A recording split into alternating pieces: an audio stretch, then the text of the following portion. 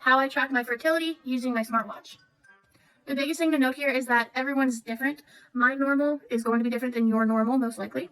But what you're going to want to do, start paying attention to your average resting heart rate. Now, this is very similar to temping, actually. If you've ever temped, you'll notice that this is way easier. But when you're looking at the overall patterns, it's very similar. Looking at the average over 3 months will probably give you the best idea overall. But basically, my AF is typically cycle day 1 to cycle day 6. So cycle day 7 is where I really start paying attention to my average resting heart rate. For me, that normal is around 70 typically. However, as you approach ovulation, which for me could be anywhere between cycle day 18 to cycle day 22. So for instance, if my average resting heart rate is typically 70, then around cycle day 14, it's going to start going up a little bit each day until when we're finally at my fertile window, and it typically reaches around 76 for my average resting heart rate.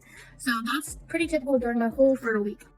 Now, once I have ovulated, when the egg is actually released, it jumps up to 77, 78. And that jump is how I know that the egg is actually released.